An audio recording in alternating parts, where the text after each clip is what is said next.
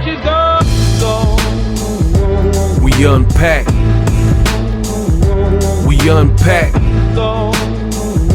We unpack. Coming to your live boxing ego unpack. Yeah. We unpack. We unpack. We unpack. Coming to your live. Bad news. Terrible news even.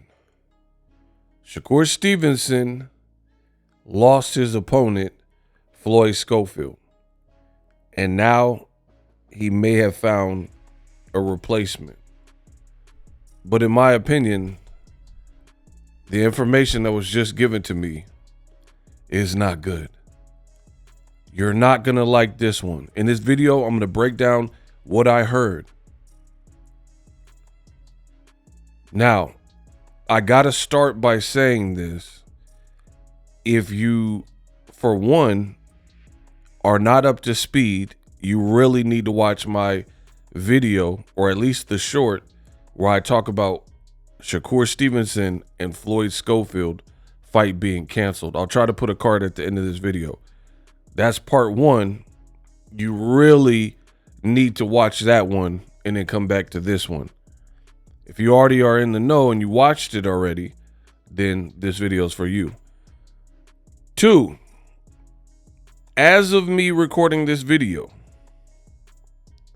this has to be filed under the ego rumor mill. As of me recording this video, this is the information I'm being told. So we'll see if my source was accurate and correct, but I'm not making another video until later. So this video will be up and this video will represent the information that I was told. Should anything change, per usual, I will make an updated video and add additional details or correct if need to. So this is still a rumor. Nothing has come out from Ring, official, no press release or anything. This is specifically the information that I've been given about Shakur's next opponent. So without further ado, as long as we all understand that, let's jump into it. Now, I talked to my source and I made this graphic for you guys. Sources: Shakur Stevenson to now face Joshua Padley this Saturday on Riyadh's season card in Saudi Arabia. Terrible. Dreadful even. I mean, oh, I love my job. I warned you, but some of you didn't want to listen. This is nasty work. I am not a fan of this information. You know, my accuracy rating is so high. I would like to be wrong here, though, to be honest. Now, I'm going to read this long caption I made because I worded it perfectly, and this is how I want to represent my thoughts. So instead of trying to paraphrase what I've already said, I'm just going to read it. Ego rumor mill. My sources advise me that Shakur Stevenson will now face Josh Padley on Saturday in light of Floyd Schofield and that fight being canceled. See my last reel, see my last YouTube video, etc. My source has stated that Riyadh season has approved Padley. He has made his weight checkup because they want to make sure he's close enough to the weight he's going to need to cut, likely, because he wasn't the intended target. It was Floyd Schofield. So the preliminary checkups look good, and I heard he's en route to Saudi Arabia. Again, as of me recording this video, it hasn't been confirmed by Saudi Arabia. They haven't updated the flyer. They haven't put out the official confirmation. This is the information I'm hearing. What are the ego thoughts? And I know y'all definitely want to hear those. And let me say this. I love my job. I wouldn't trade it for anything in the world. What I really like is now I started this YouTube stuff, like, you know what I mean, covering boxing in the digital space, not necessarily going to the fights, but I've obviously done that, covered hundreds, thousands of fights or whatever. But, you know, being a reporter in my home studio and giving you guys the news, perspective, fight breakdowns, ego Weight Watchers, the programs I have, right? And nobody was doing it back then. It was me, right? Pioneering this game. Now a lot of people want to do this. YouTube is bigger than ever, and a lot of people want to do it. But there's a lot of people also who want to take shortcuts. The brilliant thing that I've done, I'm from the West Coast, West Side, right? In the vein of Master P, who's not from the West Coast, but he set up shop in the West Coast, in Richmond, actually, right? Mr. Ice Cream Man. And in the vein of E40 and Nipsey Hussle, the Bay Area, SoCal, a lot of independent hustlers. That's me, right? There's no battery in my back. The reason why people still, after so many years, check out my channel, because obviously I've proven something, but beyond that, there's no battery in my back. There's no one that's like the Geppetto controlling the strings. I get to make what I want to make and talk freely. There's a lot of people who are selling out for the Saudi experience or being paid off by them or whatever's going on. They just want them to succeed, and that's fine, whatever. But a lot of people aren't keeping it real. So thank God you guys have me, because I will keep it real. Back to our regular schedule programming. Shakur versus Padley is dreadful. Absolutely dreadful to me. And I'm going to break it down. It's just not a good fight to me. So I said, ego thoughts.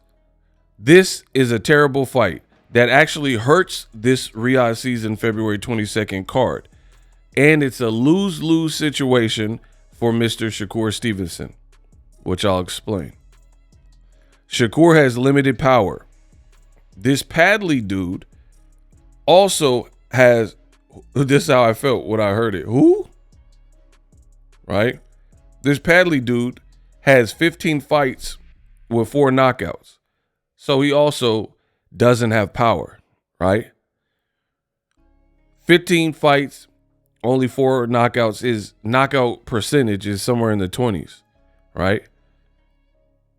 So this man can't crack an egg either. So you got 2 non-punchers, even on late terms, about to fight each other.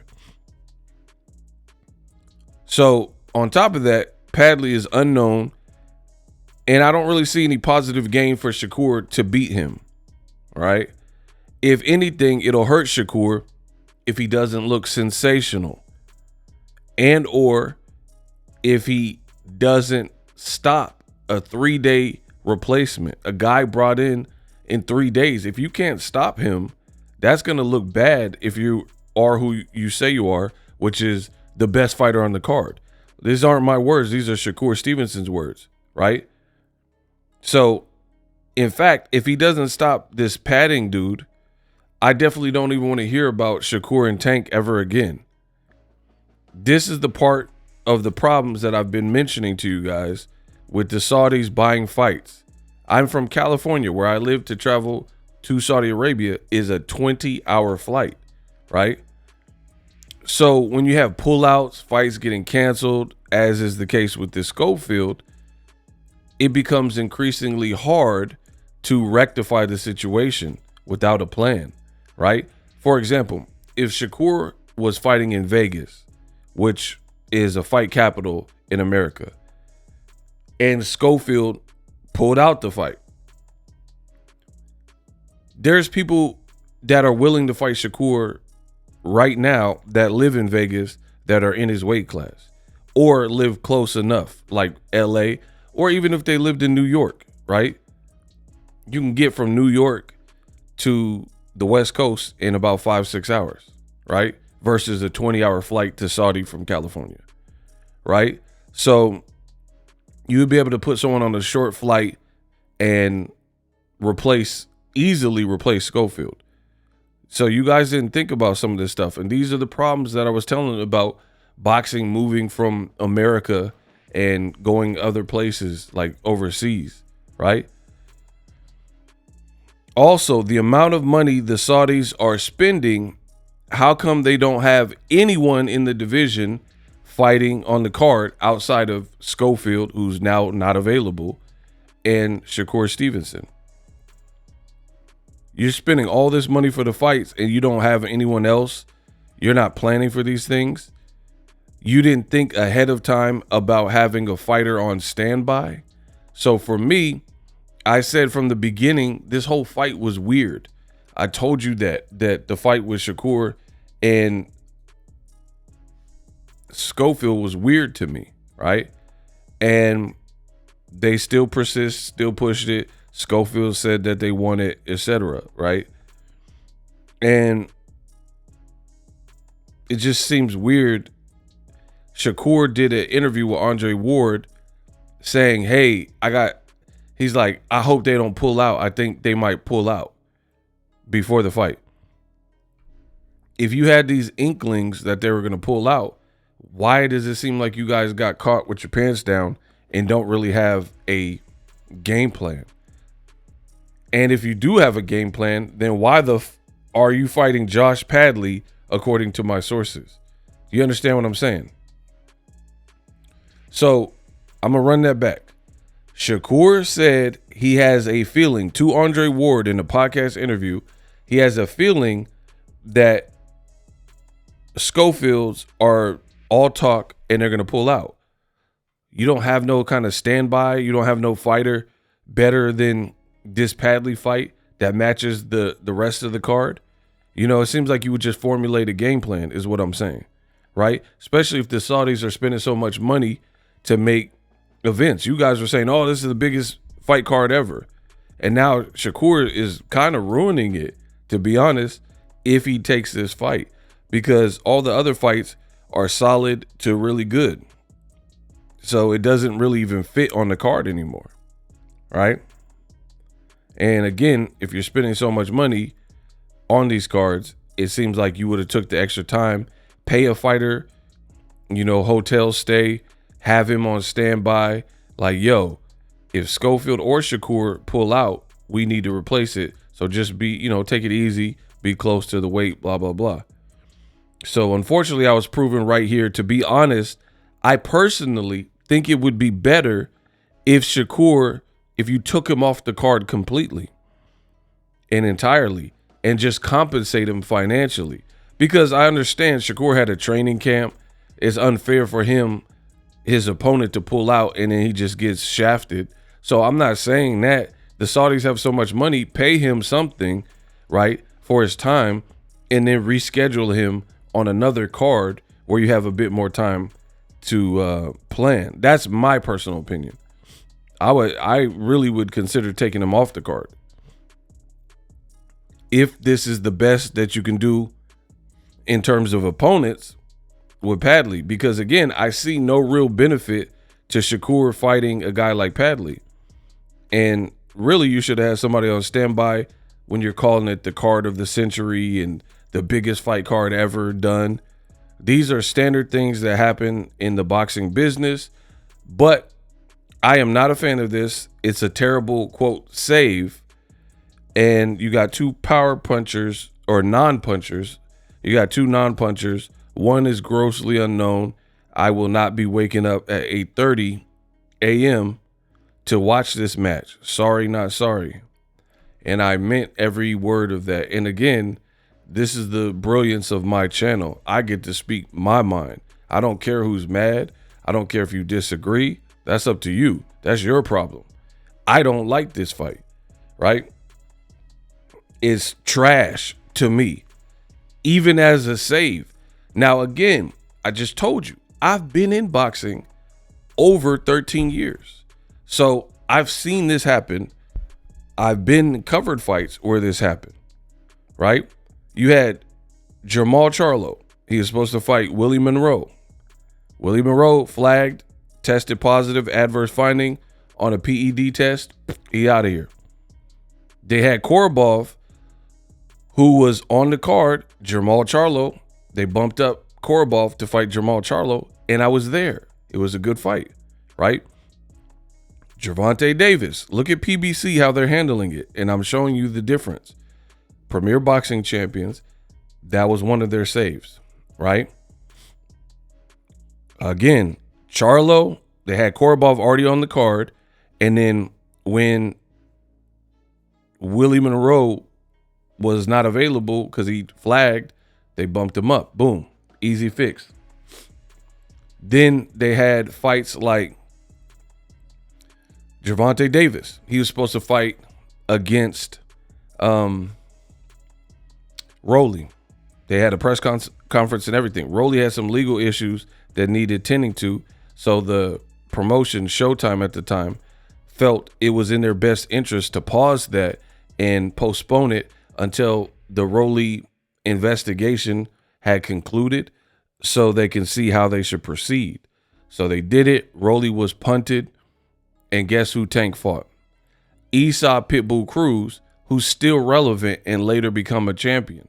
So you can't tell me that you can't have it both ways. You can't say, oh, the Saudis have endless money and they're making the best cars and they're saving boxing, but then tell me that the best plan with all this money, with all this like investment into a card and calling it the card of the century, that they didn't think this could happen and have a game plan. Whereas PBC, nobody said Tank Rolly was the card of the galaxy and Millennium and all that, and they had a better plan.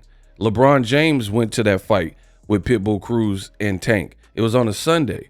So you see the difference. PBC also had Deontay the Bronze Bomber Wilder. Oh my God, to this day. Right? He was supposed to fight a heavyweight name like Andre Wawowski or something. Dude popped dirty. They replaced it with Gerald Washington. People didn't even know the Andres Wawowski guy. So the Gerald Washington was a nice save and a better, more relevant name. So people were happy with that. Wilder fought him, got the knockout, moves on. It happened to Wilder again. Wilder was supposed to fight Luis Ortiz, right? He was supposed to fight Luis King Kong Ortiz. Ortiz tested positive for hypertension medicine or whatever. He got booted. So somebody who was already on the card and Wilder's mandatory, because Wilder was the WBC champion, Bermain Stavern, they just made Wilder fight his mandatory. And I was at that fight and he had a crazy first round knockout. You see you see what I'm saying? So every single example that I've given you from recent PBC cards, when this happened, they didn't get caught with their pants down and had a very, very nice understudy, fill-in, replacement opponent, right? Tim Tszyu. Tim Tszyu was supposed to fight Keith one-time Thurman. You better not duck me, Thunt. You better not. I'm coming, right? Keith Thurman, being inactive and having, injuries, pulls out. Hey, I'm injured. I can't fight now. Huh? PBC. They said, all right, Fundora was supposed to fight Boachuk on the card. So now, Tim Tszyu, you fighting Boachuk. And then for Boachuk, he now needs an opponent because we just pulled and plucked Fundora and upped him on the card. Mind you, Fundora beat Tim Tszyu and is now a champion. That's how that worked. So it was an upset. Tim Tszyu's first loss, right? Boachuk needed a person, so they got Brian Mendoza, who's a very good fighter who stopped Fundora when they fought and gave Fundora his first loss. You see how this works? So every single PBC example that I've given you, they went through it too. Oh man, somebody pulled out. Oh man, somebody's sick. Oh man, someone's injured. Oh, someone failed a drug test. Then they had to save. So you can't say Turkey saving boxing, Riyadh season has all the money in the world. This is the biggest card of the century, but they don't have a plan for common occurrences. That means they don't understand the sport, or they don't understand it fully. If this is the best you can do, even on late terms, again, it is a different problem flying someone from wherever to Saudi Arabia. But this happened on a Tuesday, so it's still doable that you could find somebody that would be a better fit that the public would want to see to match the tenor of the rest of the card. And you know your region, you know you're in the kingdom, you know it's a longer flight from the United States or whatnot. So that's why you have a plan for these things. So hopefully Riyadh's season improves, and then they start making like contingency plans, like, here's a plan B. It seemed like they had no plan. And now Shakur's fighting. Really, there's no win here at all. There's literally no gain here. You fight the dude and knock him out. We don't even know who he is, so it's hard to give you credit for it. If you don't knock him out, you're like, what? Hold on. You had a full camp training for Floyd Schofield, which was supposed to be a tough fight on paper at least, right? So you were training, you had a full camp, and then if you don't stop this guy who literally, and I'm not even mad at Josh Padley. I don't even know who he is, to be honest, right? I seen he beat Mark Chamberlain. Wow, what is that? That's some domestic level stuff. I'm not mad at him. Get your money. It all works out for him. So I want to make that abundantly clear. He didn't do anything wrong. If anything, he's saving Shakur, you know what I mean, by making himself available. So I can respect his angle. He has nothing to lose. It's a big opportunity. He's doing what he's supposed to do.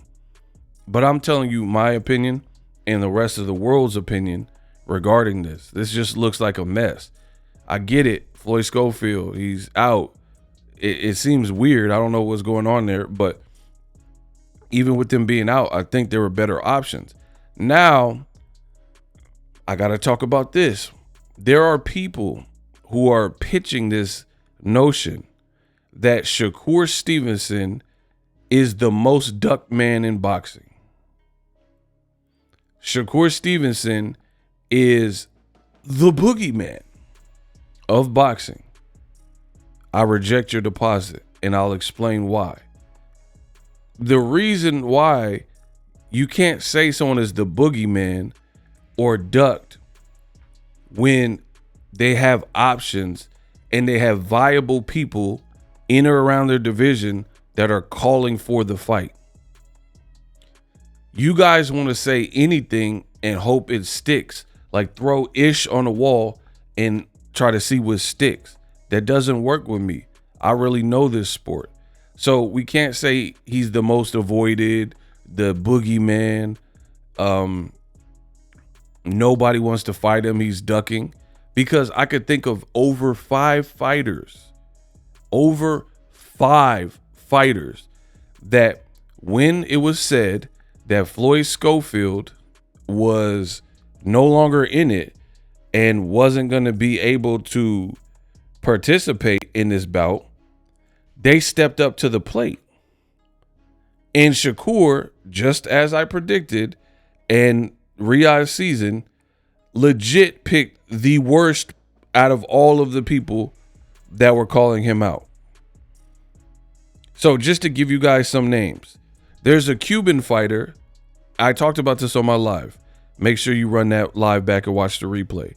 Cuban guy, he got dyed hair, braids, kind of look like XX Tentacion. He has a record of 16-0 with 14 knockouts. I've seen his highlights. Based on his on-paper stuff and his power and what I've seen in the highlights, that would have been a better fight, right? Shakur already had the advantage. He already had the full camp versus anybody he fights, right? So if you want to make for a good fight and show your skills and prove what you said, I'm the best fighter on the card, you got to do it opposite somebody we want to see you fight. So the Yadier Herrera, that's one person that was down to fight him, and you, according to my sources, you chose a non-punching Padley, right? Mind you, this Herrera guy, the Cuban, he lives in Dubai. So that would still be doable to try to rush him over and get him to Saudi Arabia quick, fast, in a hurry. That's one person. Kurt Scooby. A lot of people seen him on Instagram. He's brolic. He called out Shakur Stevenson. Ellie Sekbek has an interview with another fighter, Giovanni Cabrera. He said, pick me, Shakur Stevenson. I'll fight you. So we got Yadier Herrera of Cuba. We got Kurt Scooby, who's in shape, stays in shape. He looked like a running back or something, right? We got Ellie got the video with Giovanni Cabrera, who fought Pitbull Cruz and William Zepeda. And again, to me, that's a better fight. I'm not saying he would beat Shakur Stevenson, but no one's saying that about Padley either. So that's already 3 people.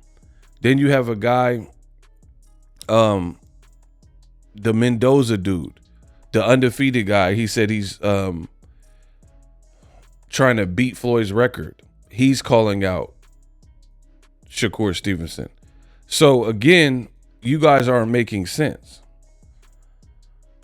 You want Shakur to be ducked and the most ducked and the most feared and stuff like that. But you actually have people, it just doesn't work when you have people who are willing to fight you and you choose the weakest one. They also had a guy from Morocco who's, at least his stats look better. His stats look better. But that was another option. The Muasa, I don't know. I don't even remember his last name. The Muasa Goulash dude. You know what I mean? So Abel Mendoza, that's the guy that I was thinking of. He called out Shakur, said, I'll step in. So I've given you guys multiple. You got Tito Mercado, who been calling out Shakur. Yeah, he's at 140, so you would probably have to fight him at a catch weight or something, blah, blah, blah. But the point being is, you can't say somebody is a boogeyman and then you have a whole bunch of people raising their hands. It just doesn't make sense. And then out of the people raising their hands, you literally, according to my source, picked the least threatening guy to your style. Like, at least Floyd Schofield, people believed that he had possibly something for you. Even on a late replacement, I just went over it. Tank fought Pitbull Cruz. Wilder fought a 6'6" Gerald Washington who was undefeated. Pitbull Cruz had one loss when he was late replacement and fought Tank. And Tank had a messed up hand in the fight and Pitbull pushed him. Very good fight, right? So all these other fighters that talk a lot less than Shakur Stevenson, when they're in similar situations, Jamal Charlo, he fight Matt Korobov, an Olympian. And again, you notice every single one of these fights, the fight was competitive, right? Late replacement or not, the fight was competitive. But this guy, I really don't know enough about him, but I wouldn't be surprised if it is not competitive because he looks like a domestic level dude, and we know Shakur is a good fighter. So for me, this is highly disappointing. That's why I said I would have took Shakur off the card, pay him some money for his troubles, and then schedule him when you can get him a better fight due to the situation. I totally get it. Shakur, I'm not blaming him for Schofield pulling out. It doesn't even make sense. But I'm blaming the whole production for not having a game plan, a plan B, a contingency plan, a understudy. Like, who does this? You see like a Broadway Tony Award winning play like Wicked or something, and then you have to account for the witch in Wicked if she gets sick, somebody else got to know her lines and know how to sing. You don't just wait for it to happen and then she blow out her voice and you have a sold out crowd and now you have no witch for your Wicked play. You see what I'm saying? So you would think that the organizers at Riyadh season in Turkey and stuff would have plans in place for these types of things that salvage the card. Because for me, I told you, I am not waking up. If Shakur fights Josh Padley, I am not waking up early to watch that because it would be on at an inconvenient time for me, Pacific Standard Time. So it's very disappointing. The fight grew on me with Schofield, and I don't even have nothing to say. The man is laid up in a hospital. You got people who are like, oh, Schofield's this and that. I have no comment on that because I don't even know his side of the story. And we got to fix boxing, people. We really do. Like, people are jumping in it. They just got the information. We all got it at the same time. Fights canceled. I understand the disappointment. I understand you're looking forward to it, but you got people calling him names like he stayed in Saudi Arabia for 2 weeks and trained real hard and got in shape because he was flexing with no shirt. He was in shape, and he did all that to duck Shakur. And then, like, I'm not bagging on Shakur. I'm just being real. Who is Shakur to be ducking? Like, yes, he can beat you, maybe outbox you, possibly stop you, but he's not really getting many stoppages at the high level. So it's like these things that you guys float around, like Shakur's the boogeyman. I've already disproven that. How are you the boogeyman when I can name several people calling you out? They're saying like Giovanni Cabrera, Kurt Scooby. They're saying with my level of experience, right? Like Cabrera had recent losses to Pitbull and recent losses to William Zepeda not that long ago. He's saying, I'll fight you in 3 days. So that shows that these people are fearless and not afraid of it. Who's going to fight Tank Davis on a 3-day notice? You see what I'm saying? For all the people who are trying to make it look like Shakur's the big bad wolf and nobody will step foot in the ring with him. He's a skilled fighter. He's a good fighter, but he's not a person who like necessarily push your wig back. You know what I mean? So if Wilder can find late replacements that are willing to fight him in his prime when he was knocking everything out, and guys like Tank can get people who are reasonable, like Pitbull, which made for a fun fight, and he didn't get knocked out by Tank. Riyadh season truly could do better than this Josh Padley stuff. You better hope my sources are wrong, and you better hope this fight doesn't happen. Because once it's confirmed, I'm making another video, and I'm going to say the same stuff, and I'm going to go in. To me, this is kind of unacceptable, and it changes the whole flow of the card. And like the thing is, the card itself is, we like it. People like it, right? But Shakur is now like messing up the card with the fight like this. And then what's even crazier is now, do you even keep the same order? Because Shakur was the third fight from the top, but he was the third fight from the top when he was fighting against Floyd Schofield. Now that that is no longer the case, I feel like, is he even worthy? Like, so this is the card. Obviously, the main event is Better Be of Beevil. Then the co-main is Dubois Parker. And then it was supposed to be Shakur versus Schofield, which we now know is canceled. So my thing is this, is if Shakur is truly fighting, which my sources are saying, this Joshua Padley guy, that's not a quality fight. That need to be the YouTube prelim fight. You know what I mean? That need to be a early fight and get it over with. How do you put that and keep it in that third spot? And then you got to fight like Virgil Ortiz and Madrimov before that, Hamza Shiraz and Carlos Adama, Zhele Zhang and Adjit Kabiel, particularly Madrimov and Virgil Ortiz. So for me, Shakur, that's why I said you might as well take him off the card because you're going to have to disrespect him, because I would demote Shakur and not give him that coveted third spot when he doesn't have the original opponent, because your new save is not strong enough to me.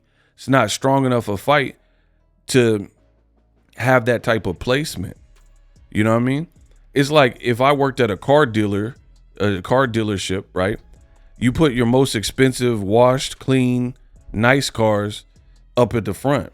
And then you have like a beater, like a scraper, or like a bucket, a hoopty. You put that in the back somewhere. People don't need to see that as the first car they see. It'll look like a junkyard. You know what I mean? And I'm not saying that like Shakur's not a good fighter, but Shakur mixed with Joshua Padlock, you know, this Padlock guy, Paddington Bear, or whoever his name is, right? That doesn't sound like must-see TV. So the combination of it, if he was fighting Schofield, yeah, whatever. Even though me personally, I still would have Virgil Ortiz, Madrimov in front of Shakur and Schofield, me personally. But now we don't have to worry about it. Schofield fight is done. I made a video about it. Check it. So lazy planning. This is the downside. Turkey's like doing these little quips like, do not mess with the lion. Throwing out and tossing out all these news clippings and sound bites like T.O. and Alcatraz. Devin's on the card with Ryan Garcia, triple header in New York Times Square. And you don't even have, like, you're trying to fight at Alcatraz. You're trying to fight at Times Square. And you don't even have basics for your card at home. Like a better person for Shakur to fight in lieu of Schofield, who Shakur himself said, I don't think he's going to make it to fight night. So if you already had that premonition, how do you not have a game plan situated together to the point where this is your save? A guy with 4 knockouts in 15 fights. And you're talking about T.O. and Alcatraz, and you're talking about Ryan Garcia, Devin, and Martin Bacoli in Times Square. Some of if the planning is anything like you planned at home, this Saudi card, which was supposed to be this is your real first card, I believe, your kickoff card for the year. And just like I predicted, I told you, I said I would be surprised, I would be shocked even if this card stays intact with all these fights. And then, like clockwork, your boy Ego was right, and the haters are mad because I'm talking about how I was right. Right? Oh, come on, mister, I told you so. Yup, because I did tell you so. I said I would be shocked if this card stayed intact, and it didn't. So, yeah, I'm going to bring it up and tell you how right I was. If you don't like it, unsubscribe. So, again, we're seeing red flags for a home fight in Saudi, where Turkey's from, in terms of lack of planning, not having an alternate, not having a replacement, not having an understudy, not having somebody on standby who's ready to fight in lieu of a person being injured or sick or whatnot. Now you're trying to do something that we've never even seen, like have a boxing show at Alcatraz with T.O., which doesn't even make sense. He's not even from the West Coast. Or Ryan doubleheader a day before Canelo's fight. That's what I'm saying. Again, Turkey has a lot of bread. He has money. He's throwing the money and stuff. But that's not going to be your fix-all if you don't have... You really have Canelo fighting Skull in Saudi Arabia on Saturday. And according to your plan, Ryan, Devin, Bacoli, triple header in Times Square in America the night before. So you have 2 concurrent fight weeks running in the first week of May.